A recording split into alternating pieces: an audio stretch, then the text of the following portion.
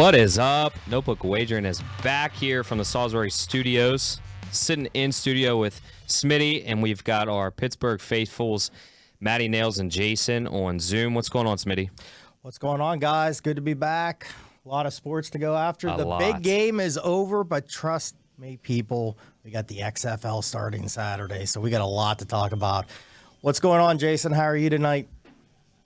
I'm good. I finally convinced my sixth graders how to run a zone offense, so I'm excited about that. And trying to get into some college basketball here. Got my hockey bets in early, and just trying to get through. We got a nice little, like you said, the XFL is coming. We're getting close to March Madness. A lot of good things going on. Hey, Jason. How about you, Matty? Real quick, Matty. Jason, you got to bring in tonight just a little bit, like maybe 2 minutes of hockey, because someone already just texted me and said, are you going to talk hockey tonight? So, Jason, 2 minutes. Matty, go ahead. Hey, no problem. So, yeah, work is finally kind of leveled off a little nicer here for myself. And this week I dug into golf a little bit. So we can talk a little Genesis Invitational. Great field. I had 2 bad weeks in a row after 2 great weeks in a row. So let's see if we can turn it around. All right, before we get to the Super Bowl recap, Jason, I hope your team you coach wears orange jerseys and they call you Coach B. Little Bayheim zone action. No, we play the Merrimack zone, which I can get into, but we're struggling against the 2-3. We need to get a little clinic on how to break it down from Mr. Bayheim, so we're going to work on that, though. We're getting there. All right, well, keep us up to date. We always like hearing what the kids are doing. All right, let's get into the Super Bowl recap. I'll say as a general blanket, if you listen to our show, you definitely came out positive in your sportsbook account.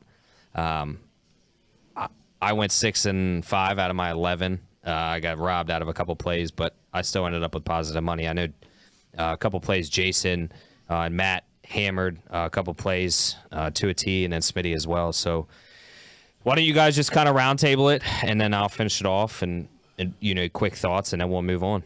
Yeah, I'll go real quick. I thought it was a good game. There was a play at the end that a lot, it's kind of the big conversation, but again, everyone's going to have a different opinion on that.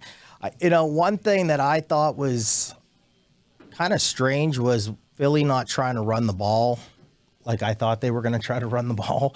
I know Matty really brought that up, but another person I talked to that was betting Philly, that's all he talked about was how they're going to pound the ball, and they really didn't. I don't think they could. I don't think they tried. I mean, I think they just went in a different direction. And yeah. I mean, Hurts played a fantastic game. Luckily, Gainwell hit me a little bit with some props there, but I thought it was an exciting game. I thought the Super Bowl was very, intriguing both ways, a lot of action, came down to the end. I think the 2 best teams were in it. So overall, I mean, luckily I hit some bets. That always makes it a little bit better. Easier. Makes it a little bit easier, but overall, really good game. Matty, what do you think? See, I'm not as high as you guys, and it's not even because I had money on Philly. 3 plays basically changed the whole game. The fumble, the ghost fumble, a la Cam Newton in the year that they got smoked, the long punt return, and, of course, the call at the end. So, Mahomes got the MVP. Look at his numbers. He played good. He didn't have to play great. They just couldn't. The Eagles' defense was the whole key. They were a no-show. 0 pressures. I mean, he had all day. You saw he's gimpy. He still ran for, I don't know how many yards, 40-some yards. How do you allow that to happen? Kelsey still got his again. Poor game plan. I'm not sold on that Gannon guy, and now he's the coach of Arizona. Man, good luck out there in the desert. Matt, can I kind of devil's advocate? So obviously we saw that Mahomes only had 188 yards, 2 touchdown passes. He played a pretty perfect game, and the only reason I say that, obviously, Jalen Hurts was on the field twice as much. So, now, and I'm not taking anything away from Jalen Hurts. Like, outside of the fumble, he played, as flawless as you could in the Super Bowl in the biggest stage of his career. Like, that was incredible. So tip my hat to him. He beat guys in the air, which we said was going to be his challenge, and he rose up to it. So, with that, full respect, but Pat Mahomes only played half the amount of time and still put up 188 and essentially was perfect. I think if they play equal amount of time, his stat sheet obviously is going to be way better. So while I do think Jalen Hurts earned the stats he did and they were good stats, I think people are kind of downplaying Mahomes as an MVP, he did perfection for the time that he was on the field. Yeah, I'm not downplaying that at all. Sure. I mean, he definitely was the MVP, but he didn't have to make any. He didn't have to force any throws. No, he was stress-free. Up throws, everything was just so easy. Absolutely. It was just a horrible game plan by the defense. Like I said, I mean, your front four, who almost set a league record for sacks, had none. And then you decided to not even bring an extra guy to try to get home and get him off his spot. Just foolish. It was just a bad game plan. The offense was great. If you liked fun offense, you saw it. I mean, it was a good game. I just think 3 plays kind of scripted it all. And then, like I said, the Eagles no-show D, killer. Hey, Matty, you said the game before when they played Cincinnati, you were kind of upset with the same situation, that they weren't really bringing the heat to Mahomes with that. You know, at that time, the ankle was a lot worse than it was probably in the Super Bowl. Now, again, you saw it again. So it is kind of a head scratcher a little bit, like why these teams didn't try to get a little bit more pressure on him, especially right before the half there. You saw he got tackled, got hurt. You know, you saw, you know, we were kind of talking, is he kind of staging it up a little bit for the TV a little bit on that? You know, now I did see something yesterday that they had a mic on him. He seemed like he was in a lot of pain. And then he came back and he looked okay. Did they give him a shot at halftime? I don't know. But it kind of goes back to, like I was saying, what you said with the Cincy game. They did not really bring heat. I was really surprised on that too. I did not think they did enough coming after him. Now, that was one bet I did hit. I did the under 5.5 sacks just because I thought they were going to be in a shotgun. He would get the ball, get rid of it really fast. Also then with Jalen Hurts, I thought he could scramble out of the way a little bit on that. So that was a good play by me.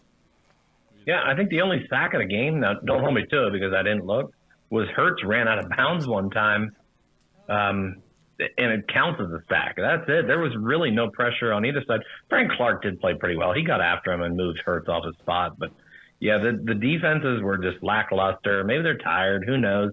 And, yeah, Smitty, good point, because if you're Philly, how did you not watch the film when Cincinnati played KC? And, look, KC lost, or since he lost to KC, why not change it up a little bit? Nope, they did the same exact thing. Guess what? You lost it.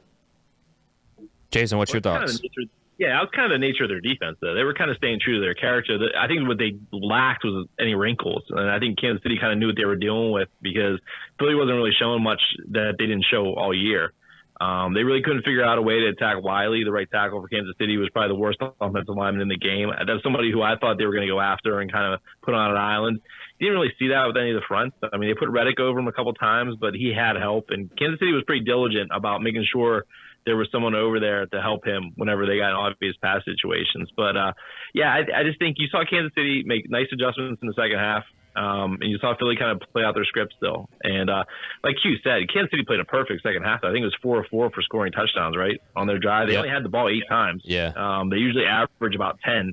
So, I mean, Eagles dominated the ball. They played their first half. They played exactly how they wanted to, so I could see why they didn't make the adjustments. But, yeah, it really came down to those 3 plays, like you said.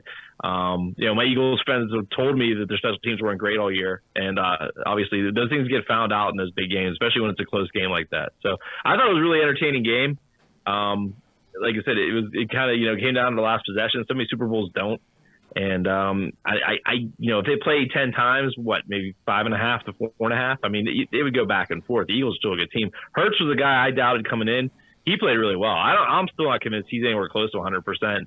But it didn't matter. I mean, he was really well with his feet. And you saw it in that last Hail Mary. You know, he tried to throw that ball as far as, like, they practiced that play. Those guys know how far he can throw it. He couldn't get it there. So I wouldn't be shocked if there's something goes on there with either, not necessarily a surgery, but he might have a limited throwing routine over the winter. They really need to get that shoulder right. Yeah, just to round it out, I think Nails hit it earlier, like the John Gannon going to Arizona. That's a little questionable, especially not making the adjustments. I mean, I think a lot of people hit it on the head. If you listen to other sports shows, like they got beat on the same play twice. It just was flip-flopped. It was like they were playing Madden 23 and he just hit R2 and flipped the play. Kansas City, I think, knew that Hassan Reddick could obviously rush and do damage to Mahomes. So everything was short, like I kind of predicted it was going to be, short, quick passes. And that's what they did.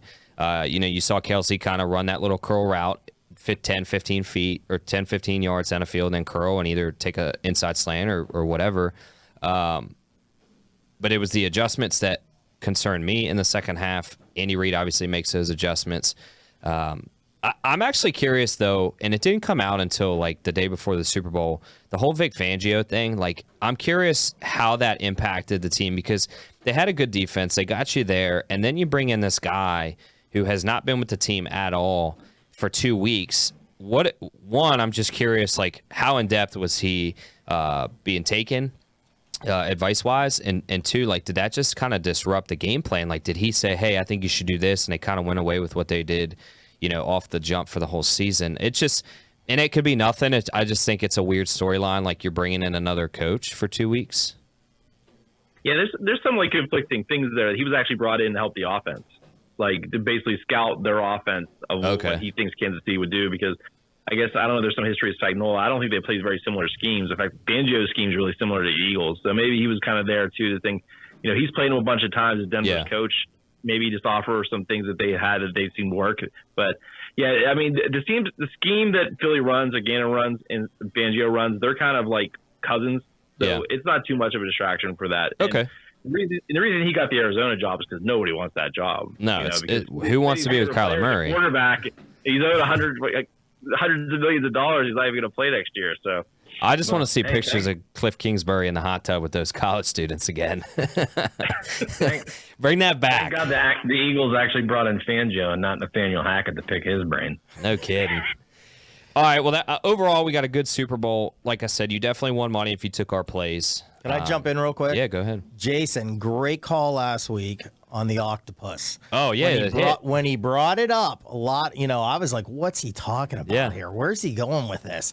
And a friend of mine, right after the show last week, texted me. We were just leaving the studio, and he said, I already just bet the octopus for the Super Bowl. And then right when it happened, he texts, he's like, winner. I'm like, there we go. And that's what we do here at Notebook Wagering. I didn't hear another show through the whole 2 weeks talk about an octopus. So I think if anybody knows about the octopus, Jason would know about the octopus.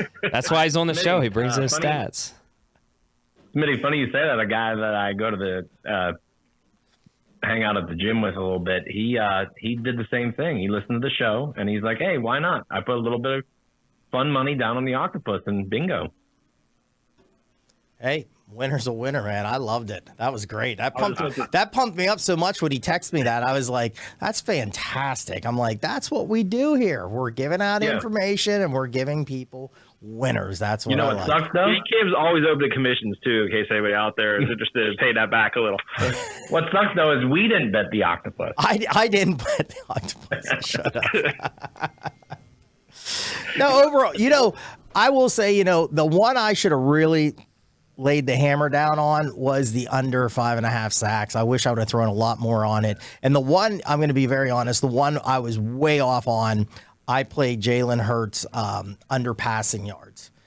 And that was not good. He went way over that. When they came out firing and throwing all the time, I was like, man, this is not going to be a winner. I can tell. And I wish I would have played. I should have listened to Matt and said with the rushing yards with Hurts. That's the one, because Matt was really big on that last week. Hey, well, here's how my day went, though. Imagine having a Devonta Smith anytime touchdown. That was brutal. And he just kind of coasts out of bounds at the one. Or if you had McKinnon. Jared McKinnon had that. Well, you knew that was coming, though. Yeah. I mean, it's still hard to swallow, but you're correct. Well, you had Gainwell. He was in, and then they said his elbow was down for first touchdown if he had the first touchdown of the game. And then Pacheco, I think, had... He got in. No, Pacheco got in. Did he get in? Yeah, he scored. He got in? Okay. Yeah. Okay. His was easy. He just barreled through. But, yeah, no, Matt, you're all right. Devontae, I mean, if he just doesn't stumble, it's walk in, and then of course down at the 2-yard line or something like that. I was hurting for you there. So, all right, enough Super Bowl talk. We've got other stuff to talk about. So let's talk a little waste management recap, and then we'll kind of jump into the Genesis Open, which is obviously going on right now. But you guys posted your plays on Twitter, so they count. So why don't you guys? I know a little more about the Genesis because I kind of studied a little bit more this week, but you guys break down the waste management, how your plays did, stuff like that. Man, I'll tell you, man, I'm going to let you jump. I don't even remember who I played. When it's as bad as it was for me last week, I kind of just move on. I know I had Alex Noren, my best bet, top 20. He didn't make the cut. I think Mitchell didn't make it, was there. And who else? I had one more. I mean, I'm going to be better going in. I don't even remember. My notes aren't in front of me. The one thing, Scheffler, again, back to back on it. I mean, it's a great tournament. If you're not a golf fan, it's very entertaining. It's good TV. So, check it out. Scheffler again, back to back. I thought Nick Taylor played really well. Rahm again, John Rahm right there to win this one. And again, he's off to a great start this week. Matty, what did you have? Oh, last week was brutal.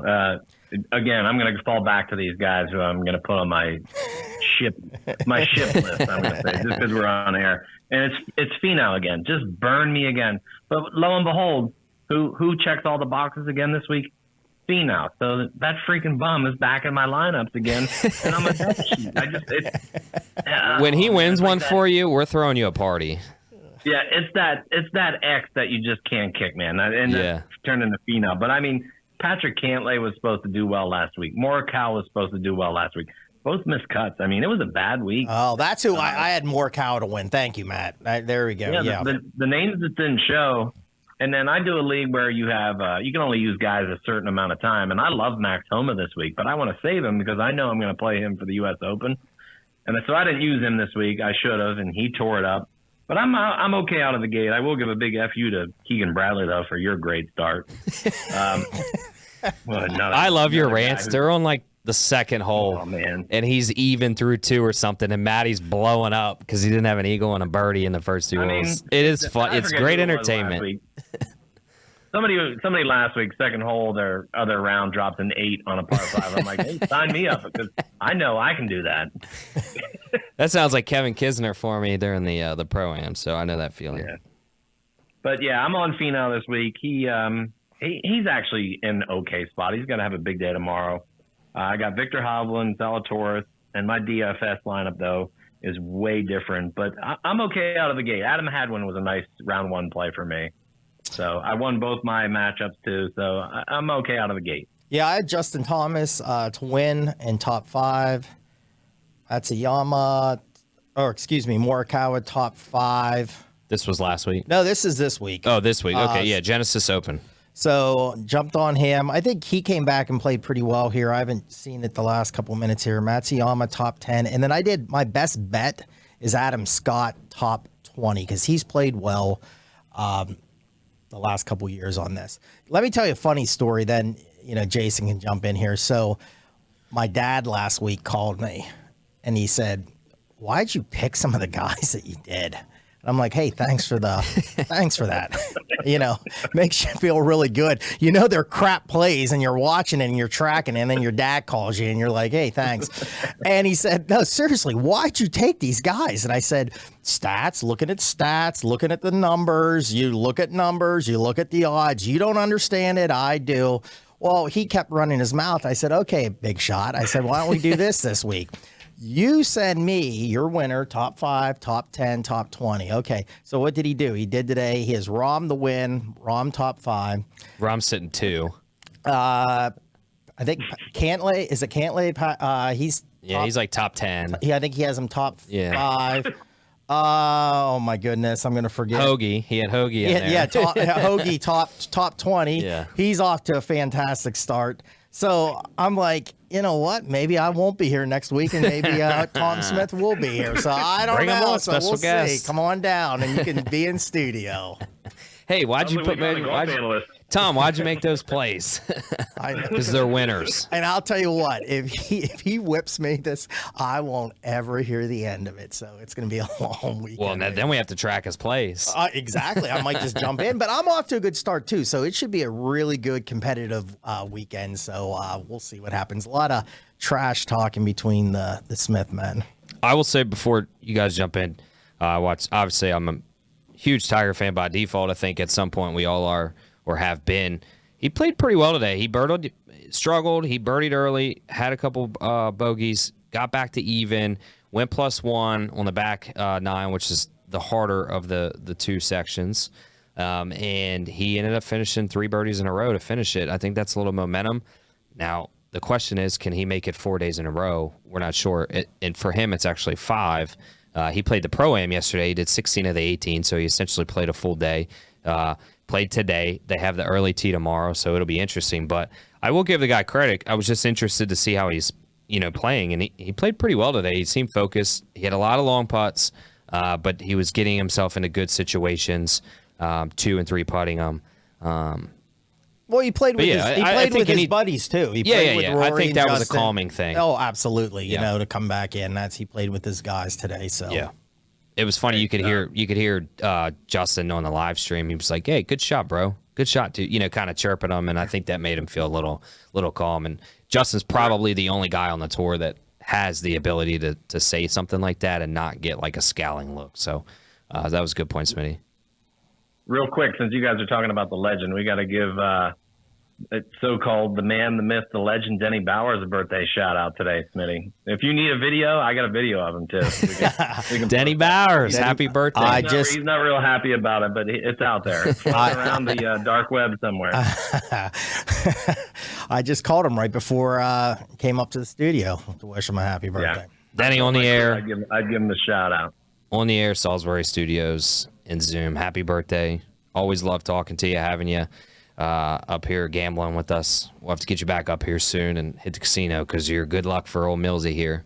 So, all right, we're kind of flying through this show. So we've got a couple tidbits. There we go. A couple tidbits we'll throw in there. We'll talk a little MLB, just pitchers and catchers. But let's jump into XFL. Smitty and I killed it the last time this league was going.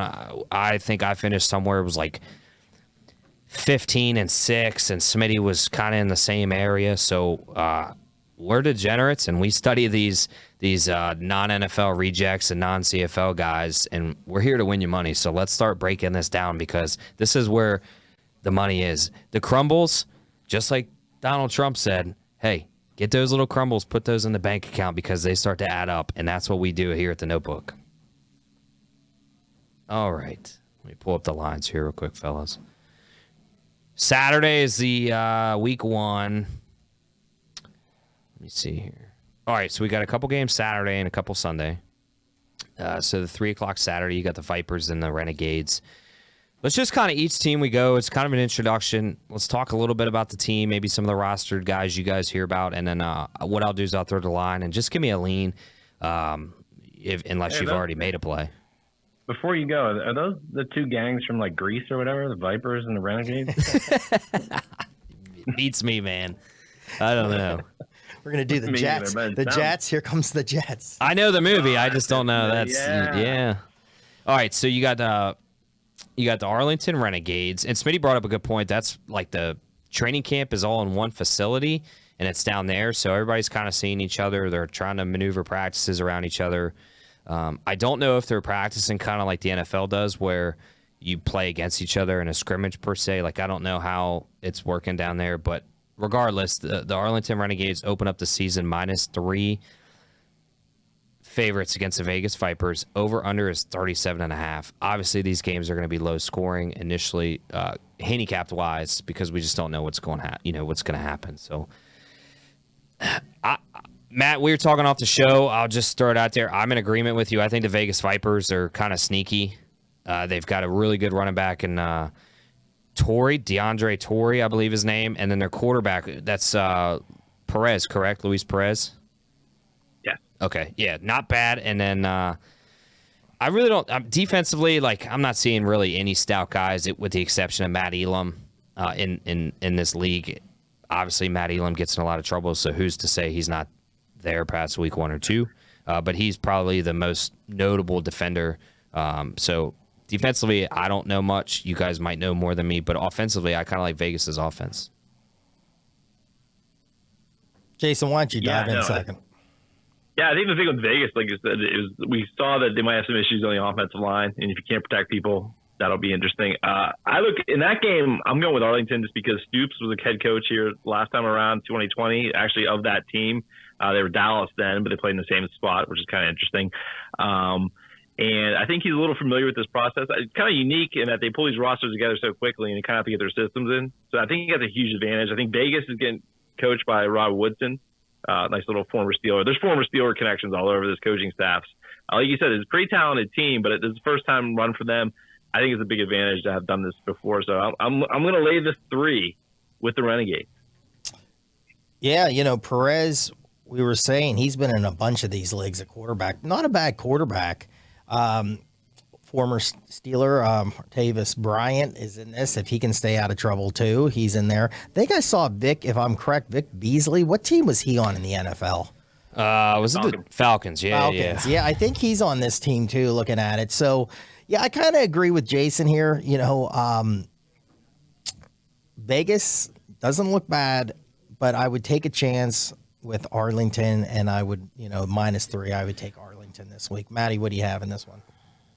Man, you guys are on this a little more than me. I went a little more golf.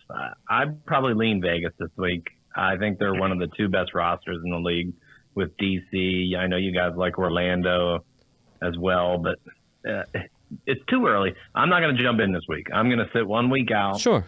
I don't know how these rules are going to play out. I think anything, if you're going to look at betting, which we strictly look at here, I think you have to start looking at those 1-point play, 2-point plays, 3-point plays, even 4-point plays after a score and see how those shake out. I think you can probably get some decent plus money odds on those happening. I'll say this about the Stoops team. So he had I'm drawing a blank. Landry went to Oklahoma, the quarterback. Landry Jones was quarterback, and he was butt in the league. And Stoops' teams kind of struggled. I look at this lineup in the quarterback play. I'm not impressed. Again, I think that he's got butt quarterbacks. He's got Kevin Anderson out of Fordham, know nothing about. Drew played as average. I mean, he did okay at Ball State in the MAC. And then Kyle Sloter out of Northern Colorado. I don't even know. Yeah, I like Sloter. I think he was like the MVP of the USFL when they played last spring. So, yeah, that's a guy I like. And they actually got his favorite receiver on purpose. They overdrafted him, Sal Cannella. Basically come in and play. So that's the connection there. So if you're generous enough to be playing XFL fantasy, you want to make sure you stack those 2 guys. Is it an upgrade to go from the USFL to the XFL? Or do they just kind of bounce like whoever's going to pay the most money, I guess? I was just going to say, what's the pay? Yeah. It was $75K, but I don't know what it is now. And the seasons cross over, so you have to pick one or the other. You can't do both. Because I was thinking some teams would do that. I'm going to say off this game just because I don't know what the Bob Stoops, like his team was bad in the first round, but I do like your point. Like he's familiar with the process. He kind of got a leg up in that sense. Quarterback situation, Jason, you like Kyle Sloter. I just don't know enough about him. So that's kind of a game I'm going to stay away.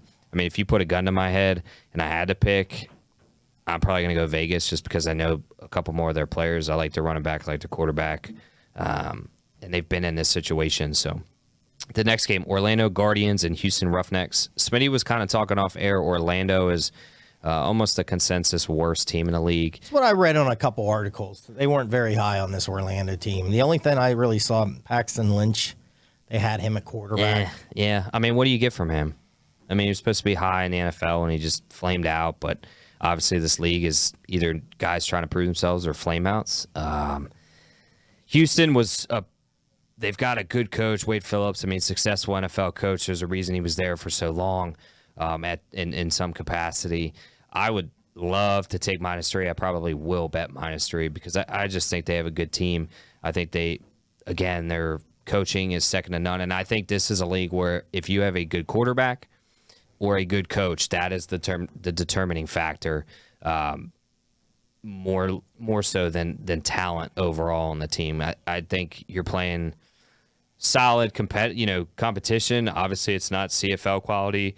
It's below that. So, again, a great coach that can coach you to a win or make guys better, and then a good quarterback who's competent, can throw the ball and make his team better than what they actually are. I think that's what wins, and I think they've got that there. And they got Sammy Coates, too, the old Steeler. Isn't Sammy Coates an old Steeler? Yes, he is. Yes, he is. Okay. That's what I thought. A lot of old Steelers coaching and playing. I like it. And they got Silvers at Brandon. Yeah, he's their starter, right? That's what I have down. He lit it up at Troy. So they're undecided. They haven't announced the starter yet. Some people think they're actually going to go with Cole McDonald, the old long-haired quarterback out of Hawaii. I mean, he aired it. I'll give him that. Put up some pretty big numbers there. Yeah. So they are going to run the run. They're going to run the run and shoot, like the traditional run and shoot, like Hawaii in college does. So he knows that system pretty well. So that's why they're thinking he has a leg up on the competition. Okay. It'll be interesting to see how much Phillips can put his system in on defense, because they don't have that much time. It's a pretty complicated scheme. But I mean, you're picking a guy who coached NFL playoff games against Terrell Buckley. So I'm going to go. I'm definitely going with the home team here, and I'm going to lay the points. Yeah, I'm with you. I'm with you. I'm going to take the Roughnecks minus the 3 in this one too. Maddie, what do you got in this one? Yeah, you go Houston. I'm looking at their roster now. Their talent level, technically on paper, looks a little better. Like we've been saying, that good quarterbacks, are any of these guys actually really good quarterbacks, or are they just good quarterbacks in this league? And this league, our eyes? This league, yeah. This is going to be. We have to preface that good is definitely going in air quotes. Yes. If history serves, one of these guys will start for the Washington Commanders in the next 2 years, right? Yeah, Jordan Te'amu. Well, you had Heineke. You know what's funny is Te'amu was the starter for St. Louis. Heineke was his backup. Both have actually been on the Commanders roster. Te'amu was used as an emergency guy, I believe, like in the last week or two of the last season when they had all those COVID issues in the quarterback room. Yeah. So I don't see why Jordan Te'amu continues to not get an opportunity. He played like way above the level of this league with the Battlehawks, and he had a somewhat decent camp the year after that with Kansas City. Obviously, I guess I don't know who they took as their third string quarterback that year, but like, how does that guy not land on a practice squad at minimum and make the league, 150, 200,000 that it is? Because he's pretty dang good, and I think we're going to see that again in this league. Like, he's just going to be a head and shoulders above everybody else at that position. Hey, for our listeners too, Q and I are both Washington Commodores, Commanders, Redskins football team guys, and these other two yo-yos are Steelers guys. So Q, they can make fun of our Heineke and all these guys, but I'm pretty sure Washington has been in the playoffs more recently than Pittsburgh. Nope. Yeah, No, in the playoffs. Last season. Both of them were. Oh, come on. They got destroyed by the Chiefs. All right. In the last 5, how many times have? I think it's even there too. Yeah. I will say this. I did see. Are we really bragging about this? I got to brag about something. Okay. I think I'll give you the Commanders have covered more recently in the playoffs than the Steelers have. I'll give you that one. Fair enough. That's from play of a quarterback who was in this league. XFL. Listen, Dwayne "The Rock" Johnson. He wanted it to be like a meshed league with the NFL, kind of minor leagues, and seems like the Commanders are all in. So that might be the first handshake we see. I hope The Rock got good insurance, because I'm pretty sure he's going to lose money on this league. 100%, but not for me. I'm going to win money on this league. All right, let's go to San Antonio. It's a new team. They took the franchise from the LA Wildcats, who also had a quarterback play several starts, PJ Walker, for the Carolina Panthers. So they have moved from LA to San Antonio. So they are hosting the St. Louis Battlehawks, who are favored by 2.5. Over-under is 36.5. Smitty knows a little more about the Battlehawks than I do this season. He says what he's been reading in the minute amount of information you can find is they have an incredible wide receiver room, which that will pay dividends if you have guys that you can kind of throw the ball up to inaccurately or accurately, and they go get it and score for you. San Antonio is not a terrible roster when I looked at it. And again, we're prefacing, like, for this league, they've got a really good running back, Kalen Ballage. I mean, the guy spent 5 or 6 years in the NFL, a couple with the Dolphins, a couple with somebody else. He played at Arizona State. He's not a bad running back. I'm looking, they had Jalen Tolliver. Yeah, Jalen Tolliver, I believe, has been in this league before, and he did pretty well. And then TJ Vassar, I do remember out of Texas Tech, wasn't horrible. So you have a good receiver there.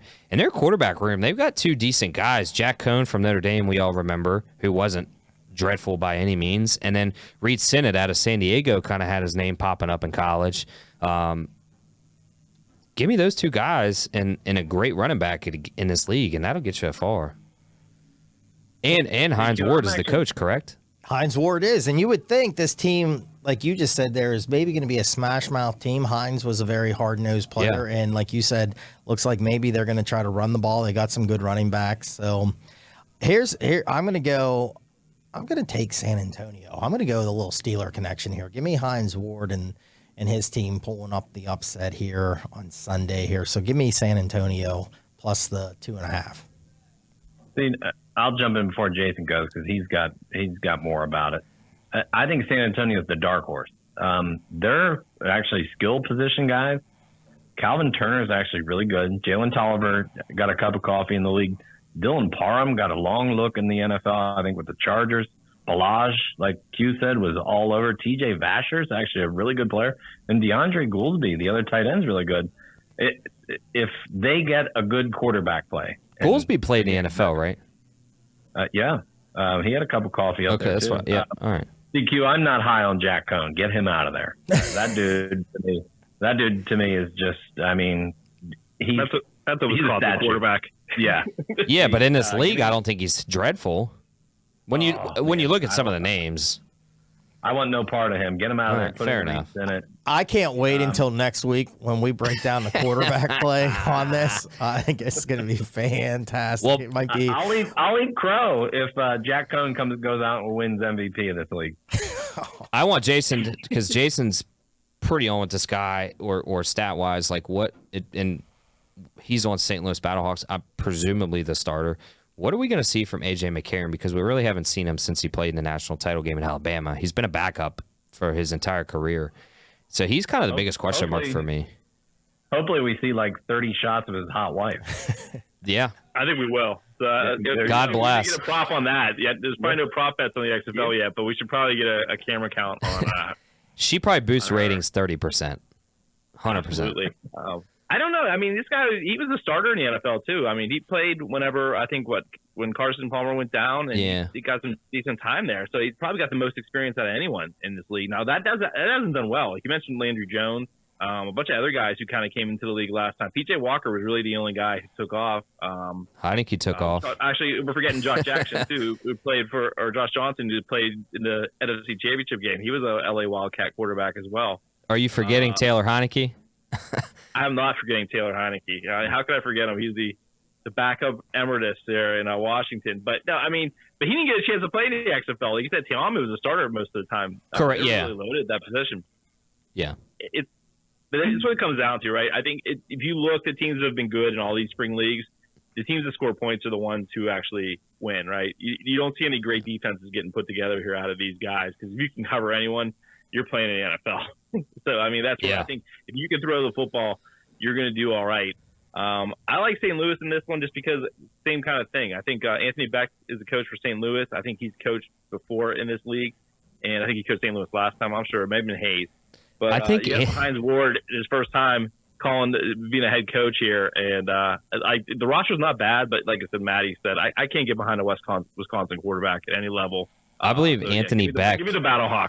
I believe Anthony Beck after this league, because I think you're right. I think he was a coach in this league at one point until they shut it down during COVID. But they picked him back. He was a high school coach, and they're bringing him back up. That kind of reminds me of like the Mitch Mustaine and who was it? Mitch Mustaine and his coach. They were in high school together. Yes. I'm drawing a blank. Houston Nutt. Houston Nutt. That's right. Yeah. Maybe we get that again. All right, let's see the next game, the last game. Best game of the weekend, right This here. is. I think this is the Sunday night football. DC defense. Now, again, this was different coaching schemes, different coaches, different players, stuff like that. But DC actually had somewhat of a decent defense last time this league, attempted to have a season. Offense was a little dreadful. Cardale Jones was just butt awful. He couldn't throw the ball. He couldn't run the ball, but he couldn't get tackled either. Because he was 285 pounds playing a position. So you have Seattle coming to D.C. for the Sunday night primetime game. D.C. is -1.5 favorites, over under 36. I think it's going to be low scoring. I think all of these are. Even though Seattle, I think, probably has a better roster, I'm going to give D.C.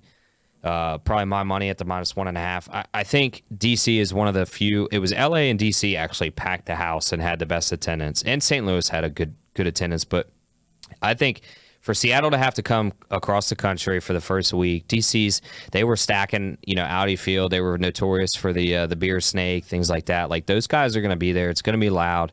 And I think DC in a low-scoring game is going to win like 17-14, something like that. I kind of like Seattle in this a little bit. I'm looking like losing. Haslett's the coach. Is it Ben DiNucci? Did he play with the Cowboys? Where did he go to college? Was he at JMU?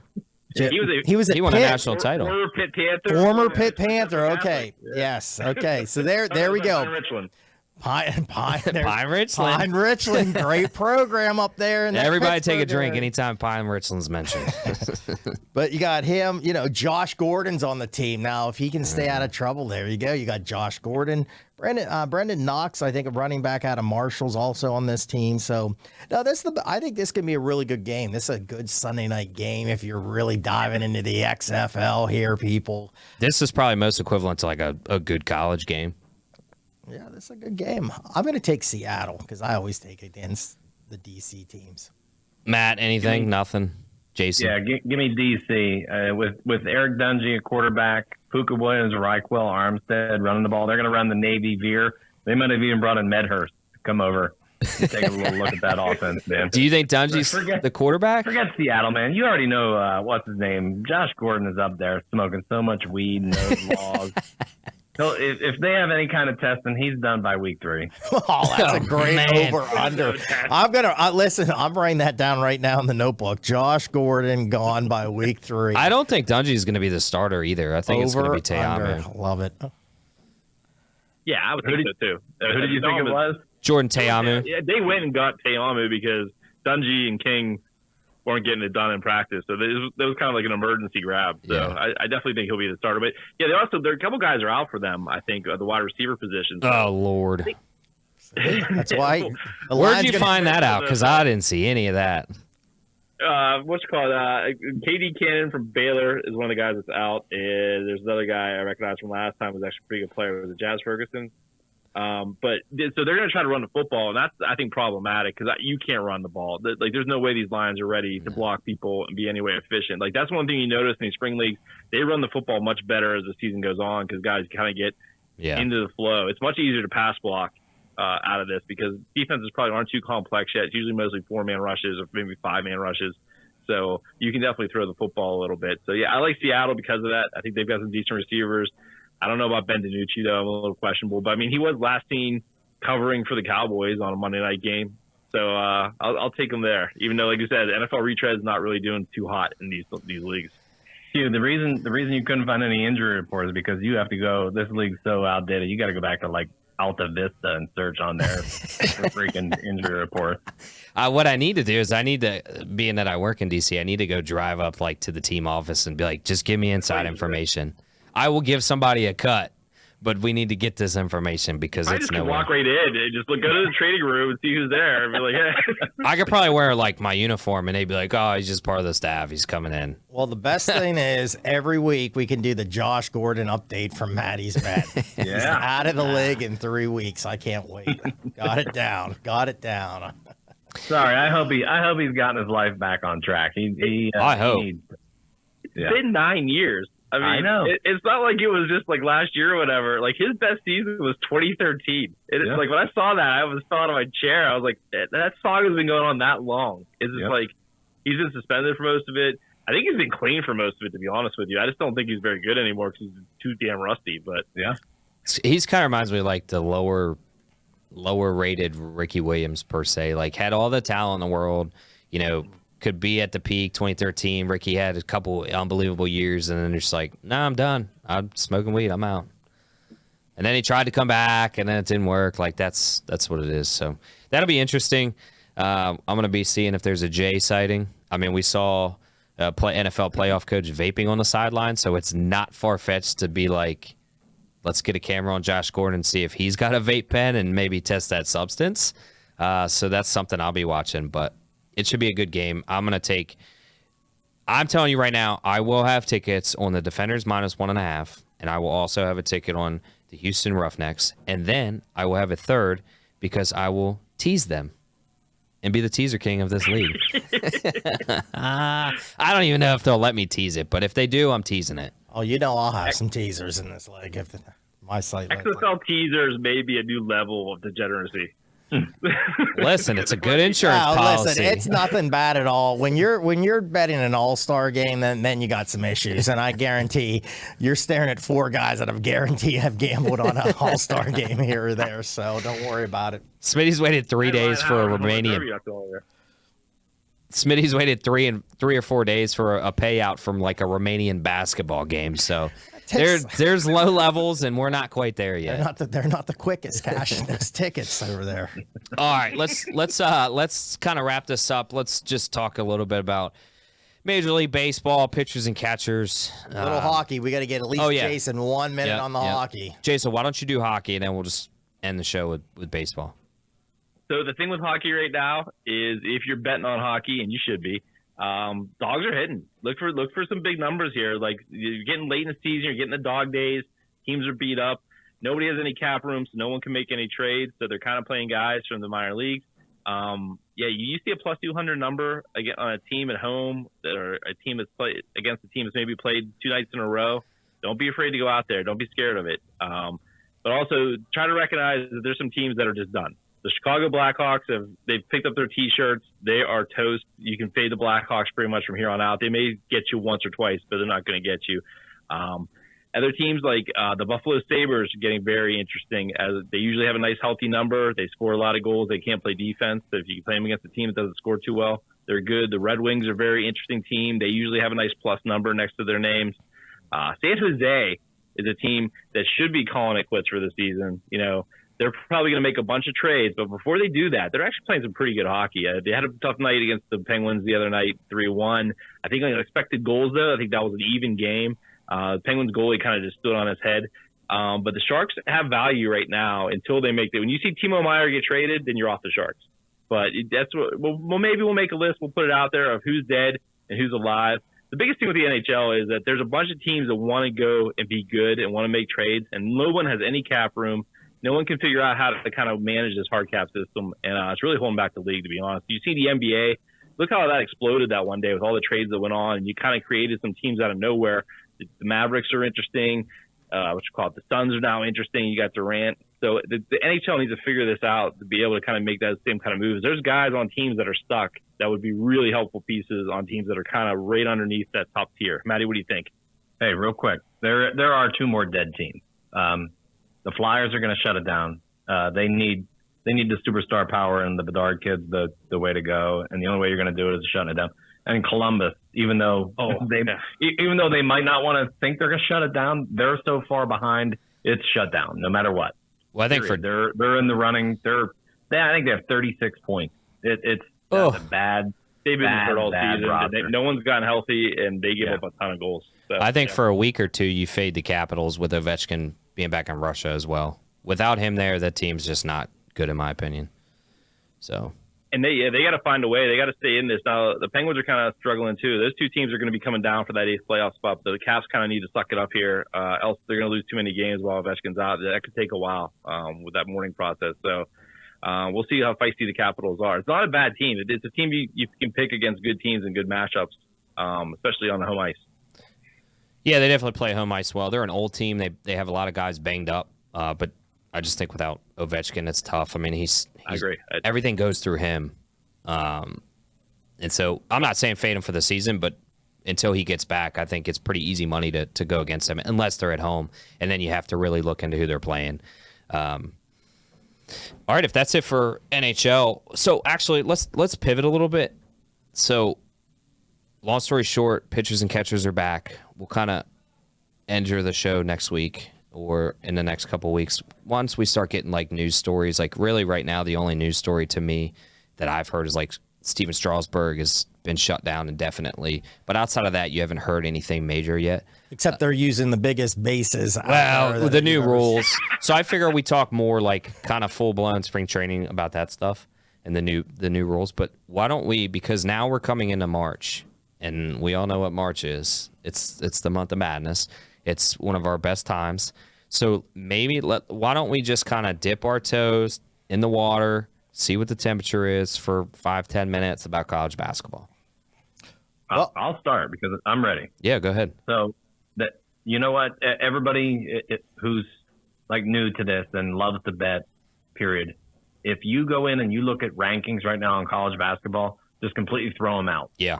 Because as soon as somebody gets in the top 5, because they had a good week, maybe they played a few crap opponents, and they jump up to 1 or 2, and then they get housed. Don't pay attention to the rankings right now.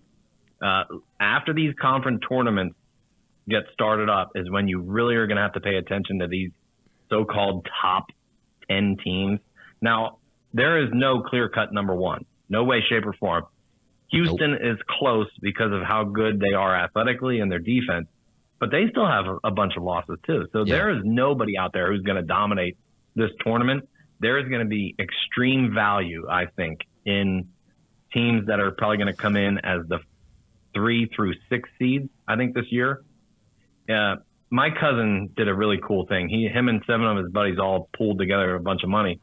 They went to the sports book and they each picked a team to win the NCAA tournament. And they did like a consensus and say they got seven teams, all different. They have anywhere from Kansas all the way down to Texas, UConn, a bunch of longer shots. And some of these teams like UConn and Tennessee, who plays great defense but has no scoring. We saw Purdue tonight is absolutely getting steamrolled. Just don't worry about those top teams. If that's your squad, okay, they're going to be there and they're going to get their high seed still because this is just a crapshoot year. This is going to be an amazing tournament coming up. I think you said it best. I take it back. Look at the rankings, because if you can catch a ranked team on the road, you look at the numbers and who they're playing, you can cash serious money on the underdog. Well, that's been hidden all year. It's like 67% or something like that. Yeah, these ranked teams going into an unranked team. And, I mean, you saw it again last night. Indiana went into Northwestern, and Northwestern got a big win. And that team's going to be in the tournament this year, playing extremely well. Yeah, I think Maddie said it well. Here's my 2 cents really fast here. Don't really get caught up. You saw Bama lose last night. Tennessee, really did a nice job. Maddie said it well. They can really defend. They can't really score, but they can really defend. So that can go really far. Purdue tonight got steamrolled. That happens. Maryland's really good at home. Maryland's only lost 1 at home this year, and that was to UCLA. UCLA is an interesting team because they're some veterans there. I like teams that have good point guards. They do have a good point guard at UCLA, so keep an eye on them when they get into March. But this one is going to be wide open. There's a lot of good teams. It depends on the matchups and how they stack up against each other, how far these teams will go. So it's going to be a wide open March, but it's going to be an exciting one. I think you're going to see teams like Bama, Gonzaga, and some other teams early exits in the tournament, if you want my honest opinion. I think they're going to get beat. They lay duds, and they're not as good as advertised. Go ahead, Jason. Yeah, I think it's the interesting thing this year, too, is that I think the analytics are kind of lying to us. Like, you look at some of the sites that I've used forever, like Ken Palm and Haslametrics and Bart Torvik, and you kind of see who's in the top 25, and those teams aren't playing to that pedigree. Like, Ohio State's finally dropping out into the 50s, but for a while there, they were in the top 25, and they were losing every night. So it's really tricky to navigate that way. This has always usually been a good way to find sleepers. I don't think that's the case this year. I think there's a lot of good teams in like that 40 to 80 range that would usually be in the top 40. And I don't know what to make of that, but like Pitt, I can't believe I'm saying this, but Pitt is a team like that. 19-7, they've been just as good as anyone in the ACC, which is down. But like, you have to look for teams like that because the analytics will tell you they're not that good, but the eye test is telling you a whole different thing. I mean, Penn State's ahead of Pitt in the Ken Palm, and there's absolutely no way they're a better team than Pitt right now. And there's a bunch of teams like where you can go head to head like that, and if they played, you would take the lower team almost every time. Well, it'll be interesting. We're going to be ramping this up. We've already secured one guest for March, so that'll be a good, knowledgeable guy. I believe he has his own podcast, or he is a frequent, and I'll figure out more, a frequent guest. And then we're going to have some VEASAN guys hopefully come on that we've had in the past. So we'll be reaching out to those guys as we get closer. And then Maddie will be in Vegas, so we'll kind of have some live reporting from Vegas for the tournament. And then hopefully Smitty and I will be doing some live stream stuff here and in Manassas. But it's exciting. So we're going to obviously our shows are going to transform into college basketball. You know, it's kind of hard with lines, especially when we do a Wednesday or Thursday show, to get a Friday or Saturday, matchup line. So we're going to struggle a little bit with that. But why don't we do this? Why don't we, for next week, why don't we kind of give, go home, do a little research, figure it out. Give me, like, if you were to put money on a national championship ticket, give me a couple teams that you're doing. Maybe, for instance, like Wisconsin. Wisconsin, a lot of people are hammering them right now, just to make the tournament at plus 250, based on what they've done in the last 10 games. It's dicey. Some people think they're doing enough, some don't. So why don't you guys give me, sort of what you guys think of a team maybe on the bubble, who you think can make a deep run, who are duds, places like that. And then we'll kind of start breaking down, a little more in depth. Q, I'll play. Yeah, sorry, buddy. Sorry, I was going to say, I'll plant a seed real quick, and it'll make Q extremely happy. Look out for Virginia this year. They're good, man. Good coaching, aggressive defense, and they score. That's the key. They have a little more offense this year than they have typically in the past. They're a little more well-rounded, not just one dude who can bomb it away. Yeah. I really think – now, I bet them over probably 2 months ago, and I got them at 25-1. I have a couple tickets already out there, but that's one that I really, really like if they can get a good draw. What would they – and I haven't looked – what would they be to win the ACC tournament? Because, like, that's a smaller tournament that you could – if you can catch a plus money, could make – a decent little change and then parlay that into something. I think without looking, I think there's probably going to be 3 teams that are right there for that. Miami, UVA. Miami, UVA, and then Clemson, like as a dark horse. Yeah. I'd probably say they're all probably around plus 300 something, maybe. Maybe it's for, if you've got them 29-1, you might as well just lay them in the plus 300. Because, like you said, now granted, they're not burning down the nets, and they're not 2019 caliber offense. Like, that was a stacked team. But they're more in the past, and with their defense, if they can score, they could make a deep run and beat anybody in the country at that point. I do want to say something that you hit on real quick. You said about teams making an early exit.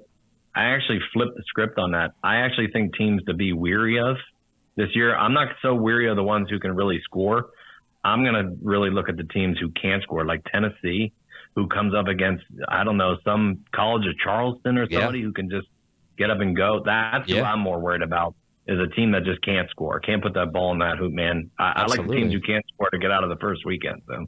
Yeah, I think you'll see, like, I've just said Bama, like, they'll lay a dud because they live and die by the 3, or Gonzaga, they're easily beatable because of their weak schedule. We see it every year. And this year, they're probably one of the weakest teams we've seen in the last 10 years for them. So there's so many of those teams, like Matt just said, they're like College of Charleston. You got if UAB gets in with Walker and Gaines, they have so much talent.